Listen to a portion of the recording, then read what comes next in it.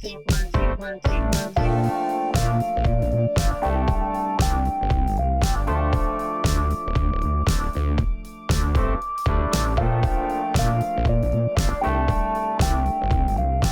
Tokyo, my dear friends. This is Daisuke, and I very much hope that this video finds you well and in very good spirits wherever you are in the world. And today, if you don't mind, I would very much like to continue on with our journeys, our discussions, and our conversations with regard to the films from that really great filmmaker and artist, brilliant director, who is the one, the only Mr. Brian De Palma. And that brings us to a conversation about this very special work, which is described as being from 1974, and it is many things at once. It's so entertaining, so textured, and so filled with a sense of comedic abandon and wonderful songs and a type of horror comedy aesthetic, as well as that great drive that brings to life the works of art in the hands of Brian De Palma. That and so much more, I would suggest, is in this great work, which is Phantom of the Paradise. Now, for purposes of today's video discussion, I'd like to first focus in a very non-spoiler general way about comments about this film. And then later on in this video, with some advance warning, I would like to enter into a, say, plot-specific or a spoiler-centric discussion talking about some specifics of this work, Phantom of the Paradise. So for those, for the benefit of those who have not yet seen this film, let me just share with you some reasons why I think it's really great. And I know this opinion is shared by many because there are many fans of this film the world over. And then we can go into later in this video a more specific discussion. So again, if you haven't seen the film, you can stick around, but then my strong suggestion is maybe when we get to the spoiler section, I'll let you know in advance, when we get to the spoiler section, you can always turn off this video and then come back after you've seen this great film, and then you can always join in the conversation and let me know what you think about this Brian De Palma work, which is Phantom of the Paradise. Phantom of the Paradise is described, I think, in many forms, in connection with many genres, and rightly so. It's described as sometimes a horror comedy musical. It's also described as a prog rock or progressive rock musical comedy film. And it's also described as a type of tender love story. It's also described as an homage to many different forms and styles and traditions of the past, namely literature traditions or cinematic traditions, specifically making reference to, say, Faust or The Phantom of the Opera or The Picture of Dorian Gray, or The Cabinet of Dr. Caligari, and other sorts of similar types of modes of storytelling and modes of storytelling and modes of cinematic and literary traditions. So that and so much more is what we have on display here, I would suggest, with this great work, Phantom of the Paradise. And also we have to remember, too, that in very general terms, Brian De Palma's works in the past or leading up to this point, and indeed subsequent to Phantom of the Paradise, we have seen, and we will see, how music and song, the sung or spoken word set in song or in musical lyric, how this has already been a very important component of Brian De Palma's films. For instance, if you recall, the songs that we heard in, say, Greetings or Hi Mom, or even songs like, say, we heard in Murder a la Mode, for instance, they almost are speaking in lyrical terms, aspects about the themes or points of the film that we have seen or we are about to see. So, in other words, we have seen examples where Brian De Palma's films do employ in a successful way, an artistically successful way, the interaction between song and the work, as though the song, while being a really catchy tune, a groovy type of tune, also becomes, in a way, a spoken or a chorus, a Greek chorus type of situation that speaks for certain aspects of the film that we are about to see or that we have seen. So I would say, too, that Phantom of the Paradise is yet another example of that. Of course, however, in the context of what is a musical or a film that has places during its running time, where we do have musical numbers, where we have dance numbers, and we have performances that form part of the overall fabric of the universe of the film Phantom of the Paradise. So this is my way of trying to suggest, first of all, that Brian De Palma and music in his films, through him and through his partners and artistic collaborators, have really set the scene for a type of use of music in the world of De Palma. And Phantom of the Paradise is one of the great examples of that. And also, too, the idea of theater and the enclosed space, and the idea of trying to capture something of the moment, a large space with so many people, a stage here and the audience there, and there's an interaction or interactive element about that. And we have seen Brian De Palma work with this medium in a feature-length format in a work like Dionysus in '69. And so all the way to the point of using, say, split screen in very successful fashion in that film. Just like in that film, and just like in other films, Phantom of the Paradise does have those interests in theater. And in order to capture or to express those interests, we have what might call the Brian De Palma cinema aesthetic, which is certain tools of camera technique and visual technique that are employed in order to further the plot and further the environment and atmosphere of the story that is Phantom of the Paradise. For example, I mentioned split screen. There are some really ingenious ways in which split screen is used in this work, both in terms of the actual style itself, but also a frame within a frame. And I'll try to get to more details about that in the latter half of this video. And also how this is engaging various forms of action, but also furthering the plot in a sense of a type of mystery or suspense or tension-filled element. And that's another example in which I would suggest Phantom of the Paradise is connected with a type of Brian De Palma legacy of the past, and a Brian De Palma legacy subsequent to this, namely the suspense thriller. Now, this film is also described as a suspense, or it could be described as a suspense horror comedy musical.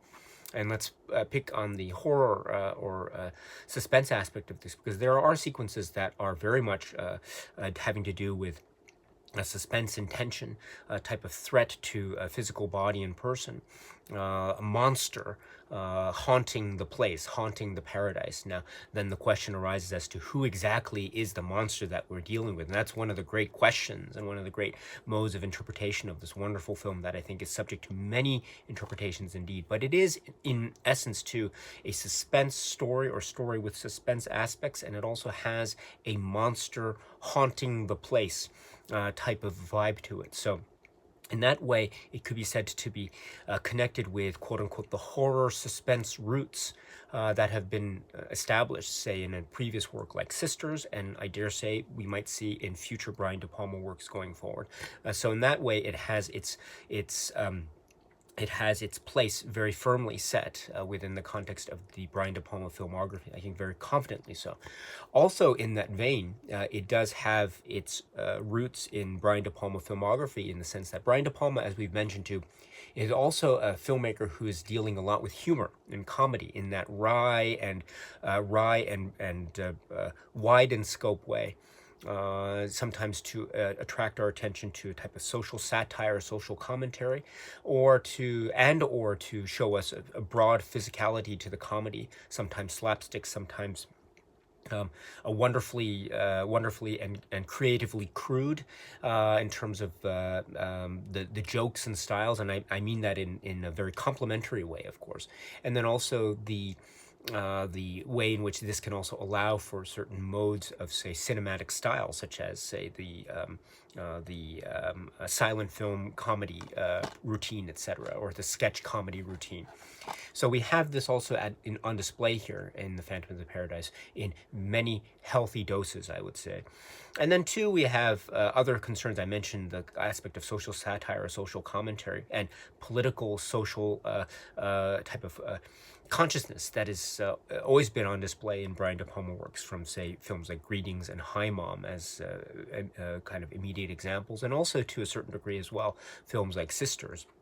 Here in Phantom of the Paradise, we do have elements of, say, the music industry, a type of behemoth and a behemoth represented in forms of large buildings, corporate structures, the corporate machine in a manner of speaking, and a David and Goliath type of setup, wherein the moral positioning of individual characters is essentially at risk or possibly threatened to the point of extinction because of the moral decay, quote unquote, moral decay that is being presented by, say, the corporate machine, a la the music industry, via the various organs and situations that are presented specifically in the plot of Phantom of the Paradise. So that's one aspect of it, and it's linked to this notion of Faust and a bargain with the devil, and that type of moral ambiguity and indeed moral decay is, I think, emphasized and highlighted to a very artistic and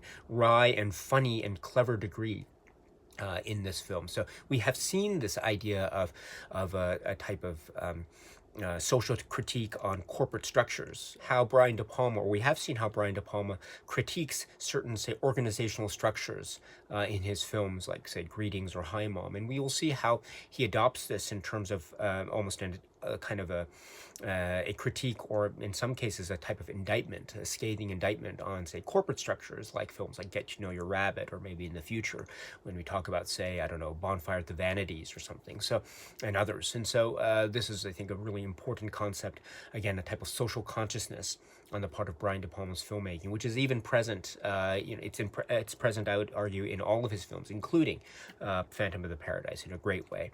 And this is also not to sidestep one of the other important components too, which is these themes and ideas and concerns of this work, Phantom of the Paradise, are expressed so lovingly and so wonderfully, and with a sense of joy in the air when we get to the songs.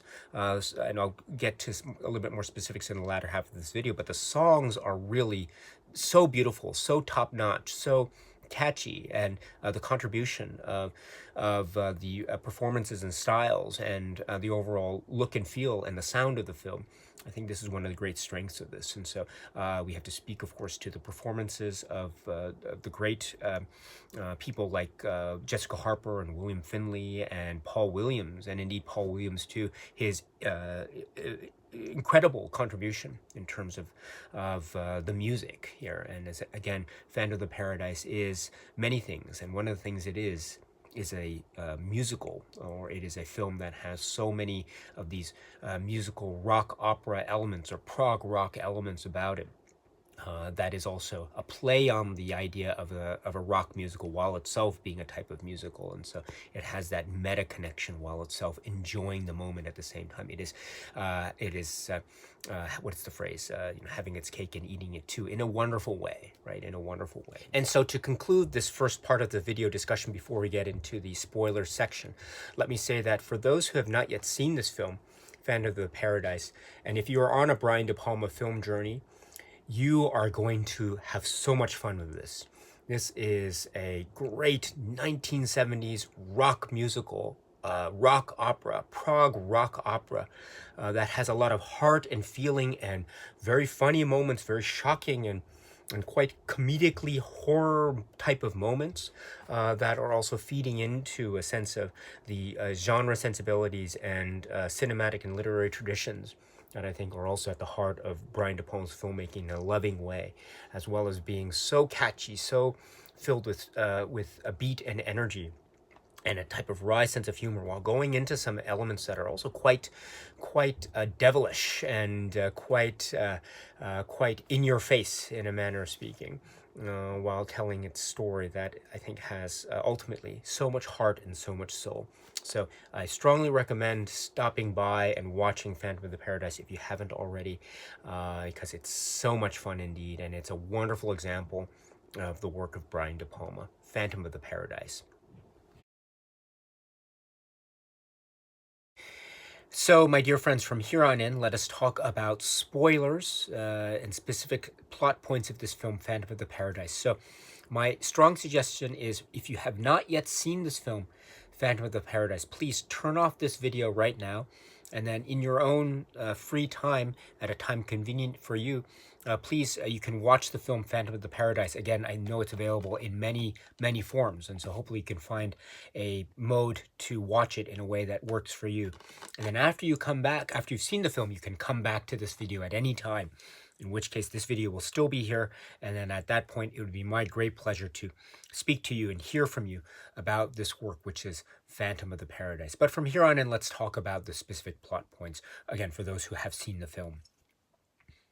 Okay, so you're still here, which means we can talk about the plot points in the course of our discussion. And oh my goodness, so many things to talk about here in terms of the plot and the characters and the way it works and the way it plays on one's, it has an effect on one's feelings and one's emotions as one is watching it, as well as a really good time with the music and everything that it has to offer, as well as being a great example of the De Palma aesthetic. So I think we can start with this this great. I think it's a tale that is has a great pace to it. And it's also a tale that I think is really well told. Essentially, it's about the artist, who is Winslow Leach, this musician, who is the William Finley character, in one of the great performances in this William Finley, Brian De Palma matchup, is it not? I mean, they're one of the great collaborations, director-actor collaborations. And this is, I think, so great. It's to see William Finley in this role, which is in essence the main role of the film, and he does it so well with the physicality and the change that occurs in terms not just of a physical transformation but also a type of psychological transformation. Although there are hints early on during Winslow Leach's early scenes, before his transformation, as it were, where he seems to show outbursts of hot temper and almost suggestions of even violence whenever something doesn't quite go his way. And so the idea of his music maybe being sung by quote unquote not proper artists, as a matter of saying, which is another theme of the film. And so the idea of the commercialization of quote unquote art, or the quote unquote the commercialization of quote unquote art. So this is my way of saying that maybe there is something deep within the Winslow Leach character from the very outset that might have been directly relevant to the the outrageousness in terms of the rage and the frustration that is on display quite vividly when the change occurs and he becomes this masked figure dressed in black leather with this bird silver-like mask that is highlighting one particular eye in the way that he turns his neck in one direction, etc. So even prior to that transformation, he seems to display a sense of maybe psychological connections with his transformation state, as it were. So there might be more. There might be more in terms of a relatedness in terms of pre-transformation and post-transformation, which makes, I think, for very interesting interpretation of the Winslow Leach character overall. But just going back to the story now, we understand that he essentially wants to make it big. He wants to be a successful musician and artist, and goes to these auditions with Swan. And essentially his work is stolen right under his nose, and he doesn't even realize that it's stolen until he tries to go again and plead for his case, as it were. And then this time around he meets, of course, the great Jessica Harper character Phoenix, and of course we understand that his music has been stolen, and it's his music, but no one believes him, and so he is essentially framed, and then through that process of being incarcerated, he undergoes this really horrific accident involving a machine press that essentially destroys one half or part of his face, thus causing the need for a masking, and thus creating the sense of this haunting at the paradise. And so the phantom, as it were, that is dressed in black, and that seems to be causing a lot of chaos and mayhem. But as we know, Swan seems also to know about this and also takes advantage of the situation as a type of Machiavellian calculation. That is Swan, in the great hands of the performance by Paul Williams, of course. It's a really, we have two essentially many titans of performance going on here. So Paul Williams' performance as Swan, and then Winslow Leach's William Finley. And so we have their almost uneasy collaboration, which also involves, of course, the character of another titanic performance here, that from Jessica Harper, who is Phoenix. And it seems like Phoenix forms this third part of this, what ends up being a type of love triangle among Swan and Winslow Leach, and also Phoenix, which then leads to more twists and turns and complications that revolve around, say, the exploitation of art in favor of commerce, the idea of entertainment, and the media broadcast sensationalistic aspect that is entertainment, which Swan understands, which brings to mind his very, very kind of controversial point that he makes in terms of the celebration and the wedding, which is to be broadcast, Phoenix and Swan, but he also orders the assassination, because an assassination, an on-air assassination, has the entertainment sensationalistic value that is required for today's entertainment tastes. That's according to Swan anyway. And so this brings to mind too, not just sensationalism in media entertainment, but also in a very direct way too, a social political critique that hints at the haunting nature of political assassination and the social and cultural effects that such devastating events might have, but done in a way that's very ironic, and also done for essentially media attention and ultimately, at the end of the day, profit. So there are these strands that are already quite evident here in the midst of this sort of titanic struggle between and among these figures that form the essential love triangle relationship here that drives the story to its ultimate conclusion, of course, with the confrontation between Swan and Winslow Leach, the revelation about the deal with the devil, very Dorian Gray-like aspect of the film, and then the realization too early on about the truth between Phoenix and Winslow Leach and their relationship. But of course, like with any type of blood pact or devilish pact, once one component is killed, then the other component must fall away as well. And so therein lies the tragedy of this film, which is also the rise and fall, as it were, of the Phantom of the Paradise itself. If we are to call Winslow Leach the Phantom, which I think is, he's credited as such, of course, in the credits, but here is another aspect of the film that is so fascinating, which is, who is the villain? Who is the monster of this piece? One could say that on the surface, the monster is Winslow Leach, the Phantom, because of the way he's dressed, the way his appearance is, the masked figure, the bird-like imagery, which is, of course, linking back to birds that we see, Death Records, Swan, Phoenix, and of course the almost the bird or owl-like imagery of the mask itself, this huge, giant silver-like mask.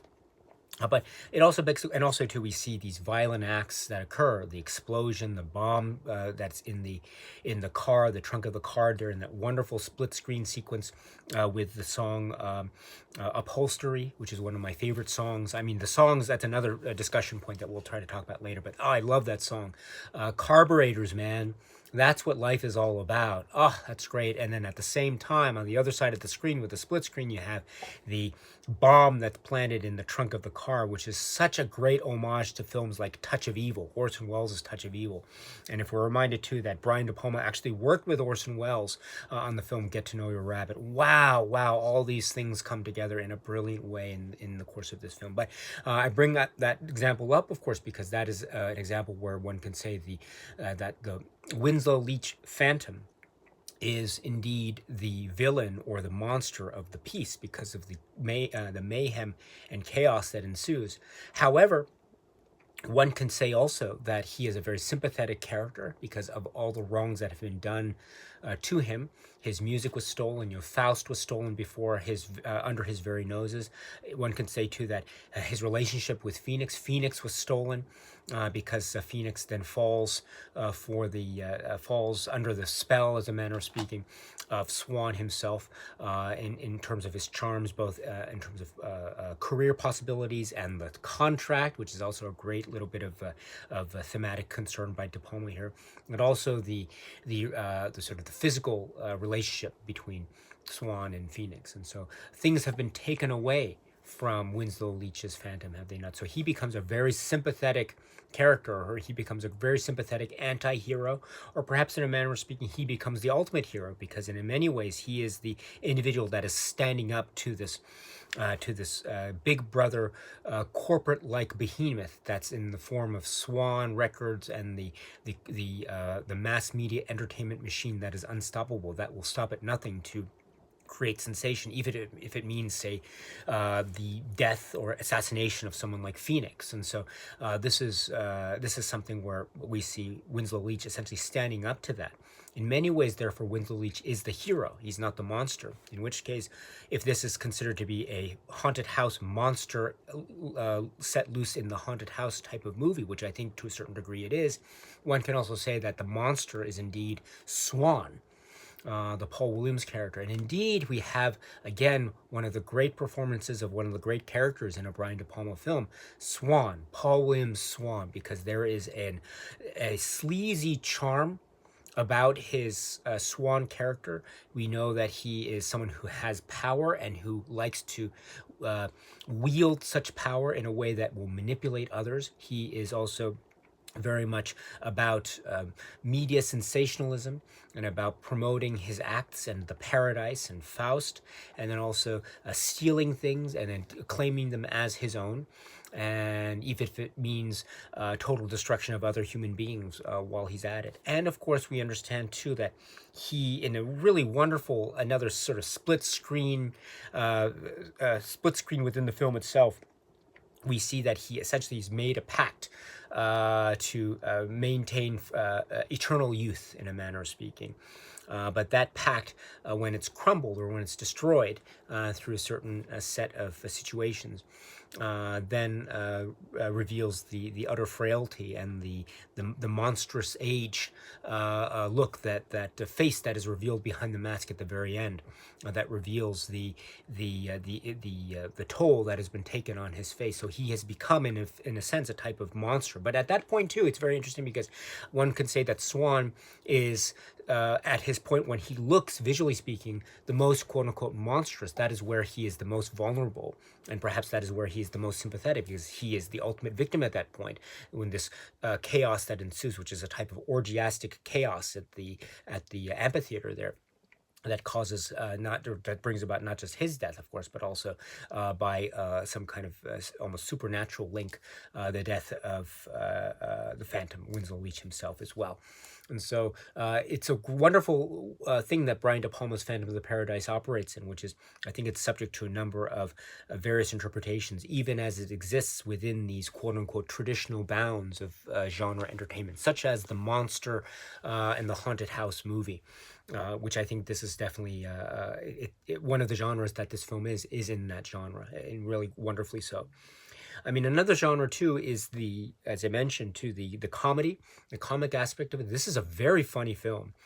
This is a very funny film in the way, in little things like the way that Beef is performing, and the way that Beef is assaulted in the shower with the plunger, which is a very famous scene, which is of course an homage, but also a comic twist on, say, a famous scene from an Alfred Hitchcock film.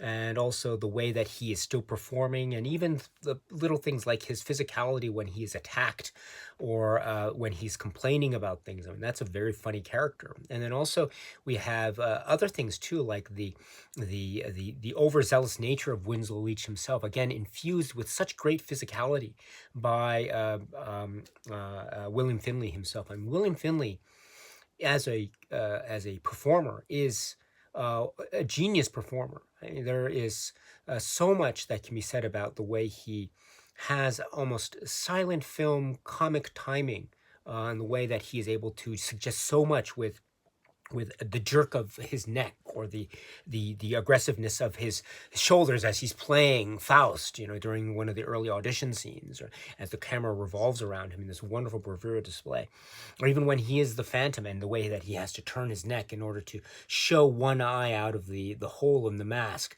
because the other side is, as we know, been greatly damaged, as we'll see the damage at the final unmasking at the end of the film, and all of its glorious, grotesque makeup, of course, but we have to focus on that eye through the hole in the mask with that great turn of the head, that very iconic turn of the head, and the teeth, and then the voice box and all this. So and the way that the mouth and the lips are articulated. So there's a lot of that comic performance,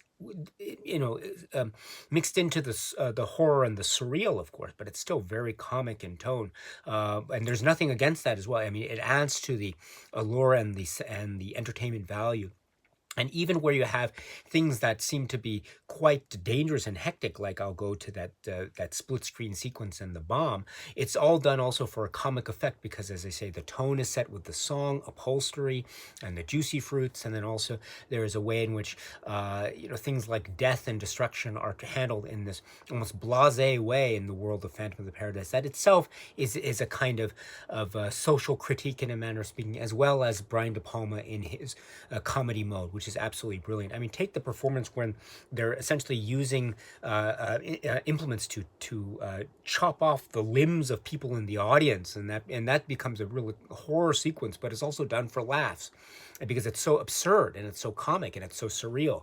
And that's one of the great things about this, the way it mixes genres together, and those genres are all within the sort of wheelhouse, as it were, of Brian De Palma's strengths, horror and comedy. And it's combined here in this great way, and we see things that should be quite bizarre and surreal, and they are, and at the same time they are very, very funny. So a wonderful blend of mixtures here. And then another blend too that we see is the dance and performance and song, and that's one thing that is one of the great strengths here. So Paul Williams, and also the performance aspect of a lot of the participants here, such as Jessica Harper, who we know from Jessica Harper's background and biography, that you can see, for instance, in some of the great supplements that can be found either on the Scream Factory, Shout Factory release, or the Arrow video release. In terms of dance and performance, she had great experience, and it shows on screen very well. So, we had, and also some of the other numbers that are performed here by all the performance concerned. So the songs are great. The Paul Williams input here is brilliant, and it adds to the rock and roll traditions that we see develop into, say, prog rock traditions and later rock opera traditions, that are then infused in a sense of the overwhelming, almost storybook-like construction of the performances themselves. And so we also see that as a kind of progression throughout the musical tracks throughout the course of Phantom of the Paradise. So it's not just a fun time in terms of the music, which it is, and then some, but it's also in many ways a type of progression of a contemporary rock and roll history. So, Goodbye Eddie Goodbye, or Upholstery, and then you go things like Special to Me and Old Souls and the Hell of It, and it has that, and it goes in many different styles and formations. It's also reflective of the way in which different musical styles within the realm of the Paradise are represented here. The transformation of the Juicy Fruits, for example, and I also too like, while we at the same time, this great playfulness and the great beat that has that great almost rhythm and blues like aspect to it as well. So the Paul Williams contributions and the songs in Phantom of the Paradise are sublime. They are so tap your toes catchy. And if you're able to get the soundtrack to this, strongly recommend. I mean, it's so fun, and it's so, it's even within the lyrics themselves, there are some really witty and actually some sexual innuendo lines that can be found. I mentioned again, but Upholstery, there's some pretty risque things that are being said in the lyrics. So, but that's part of the fun in trying to catch those. And when one catches those, there's more reason to laugh out loud and have fun and have a good time and be entertained by this. So that's another way in which this film is so memorable in terms of the music. And as I mentioned in the earlier part of this video discussion, as we know, Brian De Palma in his films uses sung lyrics, and uses theme songs and opening theme songs over credits, or over opening or closing credits, whatever the case may be, or maybe even during the film itself, uses those as a type of Greek chorus effect. The lyrics sometimes speak to the film, include the title of the film, but also speak to the film in a very poetic way.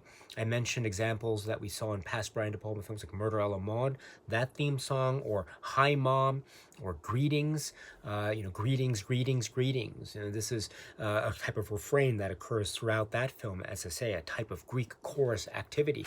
Here we have something that could be said to be quite similar. If you, the ideas that are embodied in some of the lyrics are things like lost love, trying to find one's way, and type of individual struggle, etc. And I think those themes are definitely embedded within the very fabric of Phantom of the Paradise's story, because after all, among its many aspects, and it does have many great aspects, another important aspect of Phantom of the Paradise is the theme of lost love, the theme of relationships that are forged but then broken, betrayals, and the ultimate tragedies that follow because of those.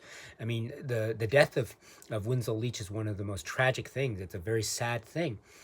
Because of all the difficulties that we've seen him go through, and believe me, when we've seen him go through them in a very zany and almost extraordinary way, in terms of the frantic nature of the cameras that follows him through Swan Records, or when he's kicked out, or when he's trying to escape prison and then ends up in his industrial accident, and things of that nature, and when he's the Phantom himself crying, or outside, or doing some fiendish attack in the Paradise Amphitheater at the very end, or something of that sort.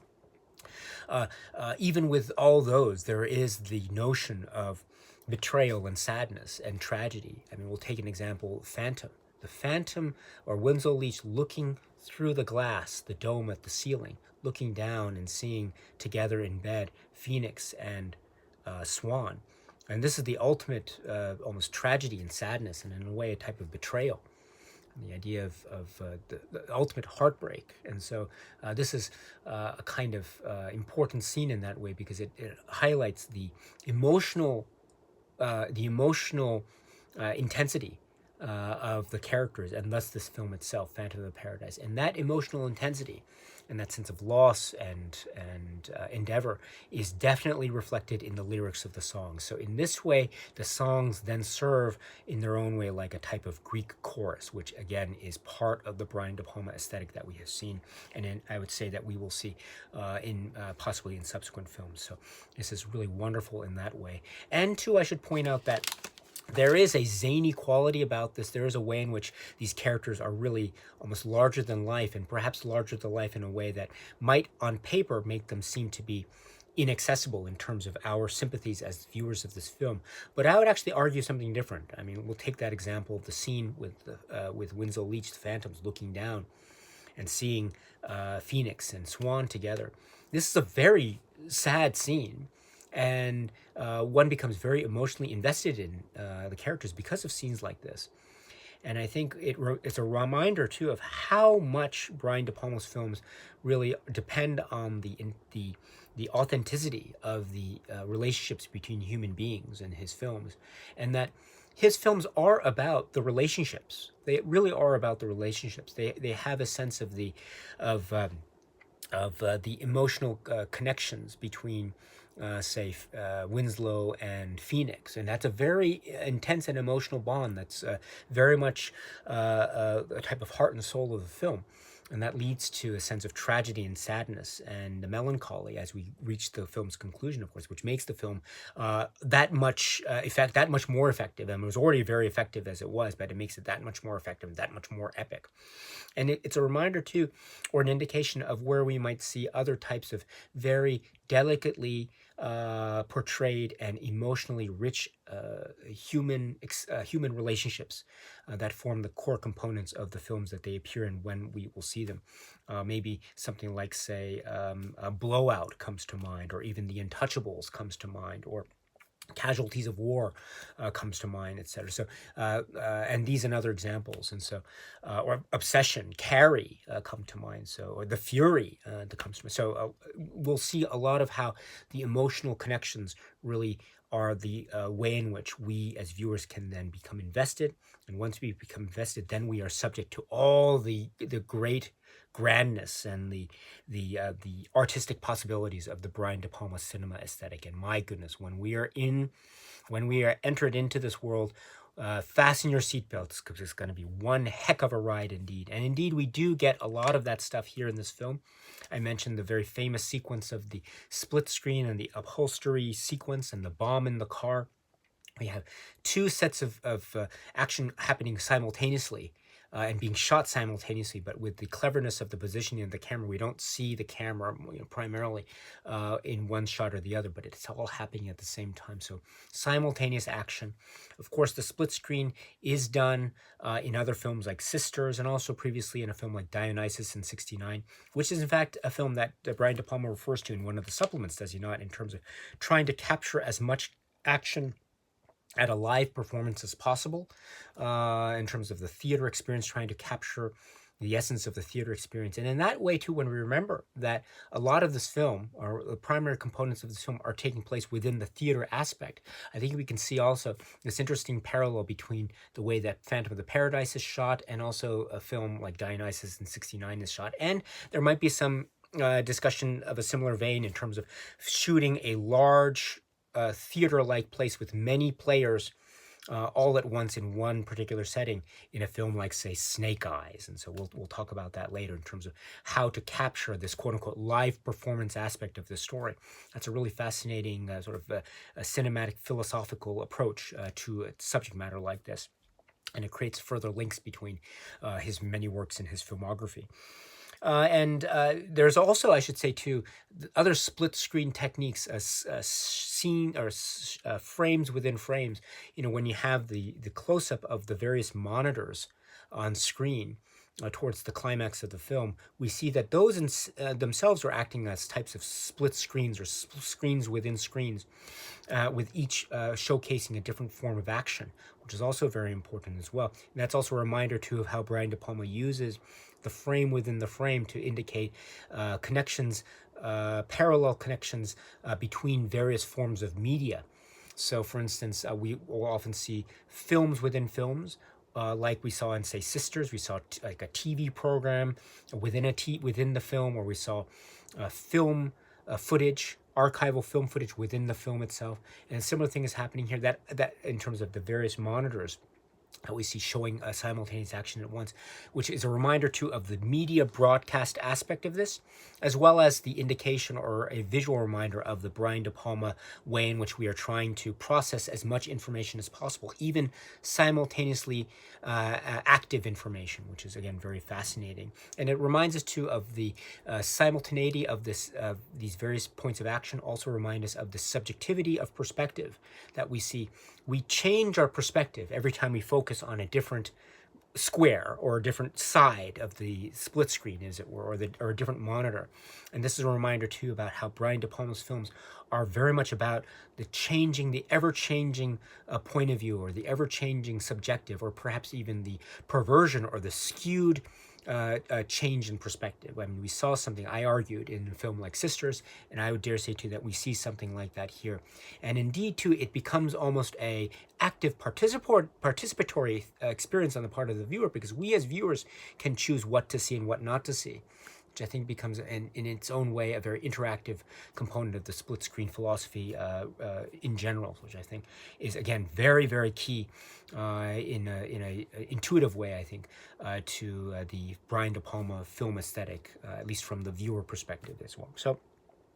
And then also, speaking of other Brian De Palma aesthetics that are at play here, I mentioned the social-political commentary or critique and the way in which media is employed in the corporate body that seems to be all-encompassing, almost swallowing up the individual.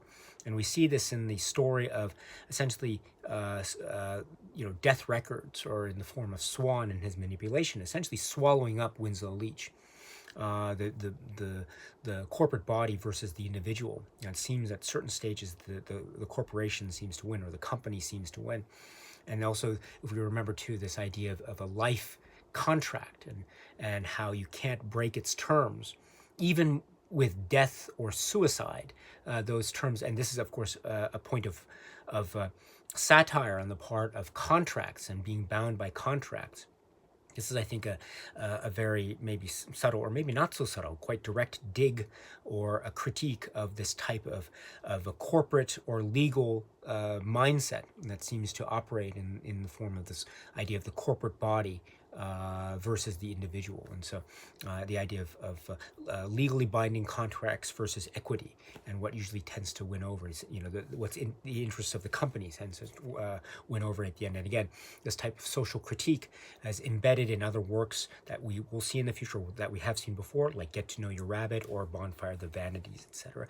And also in relation to the social critique angle or the commentary angle, we have a very the idea of media sensationalism, how this is can be exploited to the detriment of the individual for the sake of ratings, for the sake of getting more viewers, for the sake of creating entertainment for the audience, which is again a type of perversion of art or versus commercialism on the one hand, and it's also taking it to an extreme case, which is a very direct, almost reference to political assassination. I mean, Brian De Palma does reference in some of the supplements this point in relation to, say, the assassination of the Kennedy assassination, for example, which, of course, as we know from our discussion of films like, say, Hi Mom and indeed Greetings, and especially Greetings, this was very much in the air in Brian De Palma's works, and that type of discussion here, even if it's almost like a throwaway line, in a manner of speaking, between Swan and another person, still it is very much part of the atmosphere, because of the this is 1974, so there's still that kind of immediacy, one can say, in terms of the historical events from the past 10 years. And also, again, it's part of Brian De Palma's aesthetic, that is the approach to politics, the approach to very traumatic political events, political and social and cultural events that happened in the past 10 years or so. So this is all again part of the Brian De Palma aesthetic going forward. And then I think finally, or last but not least, also part of the aesthetic is the almost the zaniness, the way in which it does have an episodic-like structure, and the way in which it also can turn into different films almost at once. As I mentioned, homages to Phantom of the Opera, the Haunted House film, a picture of Dorian Gray, the use of the special effects makeup and the blood and the violent scenes, but also the way in which it can homage and also have a type of twist on Alfred Hitchcock films. And I mentioned the scene with Beef in the shower, for example, or the plunger, right? Or we can have scenes of, say, a Phantom of the Opera, but the Phantom of the Opera storyline can be twisted, or it can be subverted in a way that also turns the story into a sympathetic one, using comedy as well as horror, as well as music, in a way that is perpetuating the myth, but also solidifying it in the context of, say, Prague rock opera. So all these things and more are things that we have seen paralleled in other Brian De Palma films. The homage to a type or respect of a type of cinematic or literary past or tradition, such as the maybe the connections and reverence to the works of Hitchcock and Howard Hawks and others, and also but also the same way in which Brian De Palma is in many ways forging his own path forward, and that he is in many ways as well. I should point out too, the work here with producer Edward Pressman, and how this association between Brian De Palma and producer Pressman was a very important one during this period in terms of Sisters and now Phantom of the Paradise. Of course, there will be other producer-director associations in the Brian De Palma filmography going forward that will lead to other films being produced, other films of the canon. But this period, I think, is very significant, because in many ways, like with our discussion with Sisters, it can be said that Phantom of the Paradise during this Pressman-De Palma period can be said to be, on the one hand, recalling things of the past, like songs and the way in which songs are used, and the mixture of various genres, and also the episodic nature, the sketch-like nature of this film as it relates to, say, structures of other films. So in that way, it's very much like films of the past in De Palma's works, much like Sister was as well. But at the same time, again, just like Sisters was forging its own way forward, one can say that the Phantom of the Paradise 2 is also forging its way forward in new, bold, dynamic, and exciting ways going forward. So This period, the early 1970s, the De Palma Pressman period, is a very important one, and we have films like Sisters and Phantom of the Paradise to show for it. All right, my dear friends. So that's it for now. Let's end the conversation there. I know there's much more that can be said, and I am not holding myself out to be in any way a Brian De Palma expert. So I know I will have missed out on a number of things. But if you want to share in the conversation, if you want to join in with your input and your take and your interpretation, by all means, please let me know in the comment section below at any time. I would, as always, love to hear what it is you have to say about this film or any other film from the works of Brian De Palma. Today, of course, happens to be our discussion of his work, which is Phantom of the Paradise. Okay, my dear friends, so that's it for now. And so until we meet again, please be happy and healthy and well. And please keep on watching a lot of great, great, great movies. So thank you, as always, for your time. I very, very much appreciate it. Stay strong, stay safe, and cheers.